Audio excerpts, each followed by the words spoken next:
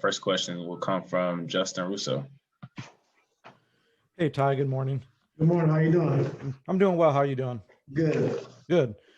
This would normally be about the midpoint of a season, but in a year like this, where it's a shortened year and less practice time to get stuff in, does it feel like there's a greater sense of urgency to get things right this season than years past?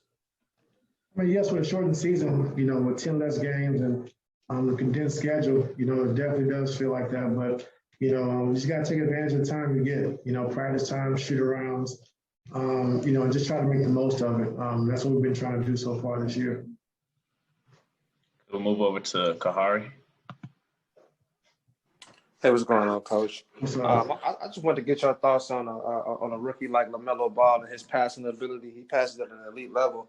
How do you guys prepare for a player like that? Just got prepared for his pace. He does a good job of pushing the pace. With his size of being 6'5", 6'6", and getting downhill and getting into the pace. And like you said, his passing ability. And I think his passing ability has definitely turned his team around. Also, also getting Hayward over there as well. But just his passing, his pace of getting guys shots, knowing how to play that point guard position has been really good for Charlotte. We'll move over to Miriam. Hey, good morning, Ty. Good morning. Hey, so when you learned that you guys were going to get Nick earlier or before the season, what were your hopes? What were your expectations? What did you think then? Just getting a passer, a guy who can make shots, a guy who can guard multiple positions, out on the floor. And he's given us all that this year. For a guy who hasn't played in a year and a half and kind of didn't play it all down in Charlotte, to see him come here and just the things he's done for this team, it's been great for us. We didn't expect this much from him, but he's been great and he's really bigger than the expectation that we have for him, and so it's just good to have him on the team, and he's a very positive guy, very good in the locker room, very good with the guys. So it's just been a great addition for us. Okay, on, go ahead.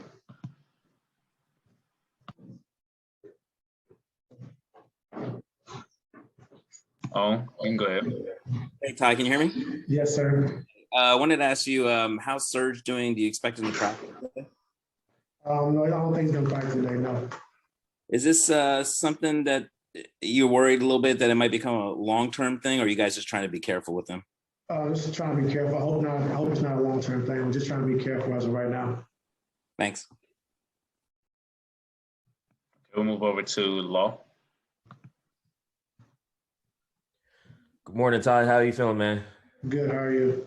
I'm doing well. Just to piggyback a little bit off of want to know, if you had an update on Patrick Beverley as well. Not yet. I'm going to go check it out once I get out of this Zoom meeting. But just been, communicating with Pat, just seeing how he's feeling. He's feeling better, so that's good news. And, just talk to our training staff and see what's actually going on with him. And I feel like when you started with this team, you really made it a point to express the importance of poise, and a lot of that comes through in games where you're leading by a lot and the team makes a run and you just keep it together just so you can finish the games the way you want to. How does that kind of translate to the season at large when you have guys who are in and out of the lineup and you see that your team is playing so well with a certain group of guys who are available, but availability seems to be a major concern in terms of building consistency and results? Yeah, Laura, it has hurt us this season, but we have a next man up mentality. Like you said, when we have everybody, playing, everyone's healthy. We had a great rhythm. And I think it all started once PG went down for those couple of weeks.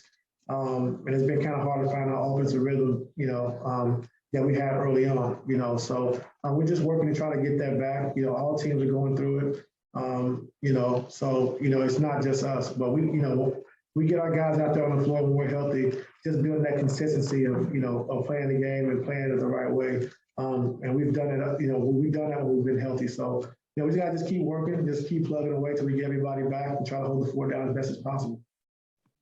Okay, we'll move over to Miriam and then Joseph. Hey Ty, the NBA came out with some, I guess, different kind of protocols for teams that get vaccinated going forward. I just, and some of them were like, like no eating, like you guys haven't been able to eat on planes in addition to sort of being stuck in your hotel room. What have been some of the most challenging of those protocols for you? I think just having to stay in the house, pretty much all day. I think, when you go on the road, you miss the chance to have your coaches' dinners, out in different cities and just getting together with your coaches' staff and kind of enjoying the city, enjoying the moment, getting out for dinner and things like that, which is big, to build camaraderie, especially for a new staff that we have this year. But just, be able to get on the same page and just kind of, enjoy each other outside of basketball. So that's been pretty tough. I mean, also just staying in your room all day, but, it is what it is. And, hopefully we can continue to keep, going the way we're going and not having a lot of positive tests, and hopefully we can start to free things up a little bit more. We'll move over to Joseph.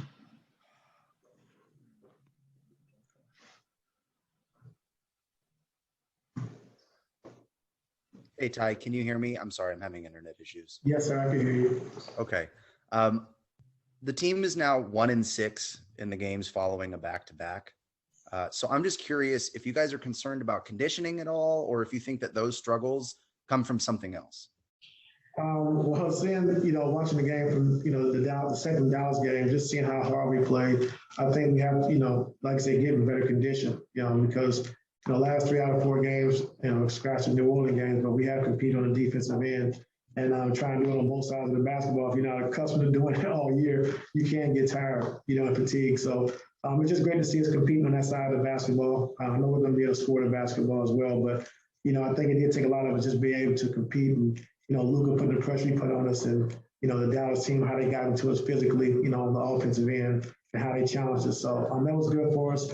Like I said, it was a playoff environment, both of those games were. And I like how we competed. So that's the number one thing for me right now. All right, Ty, that's all I have for you. Have a good practice. All right, thanks. See you later, everybody. Thanks.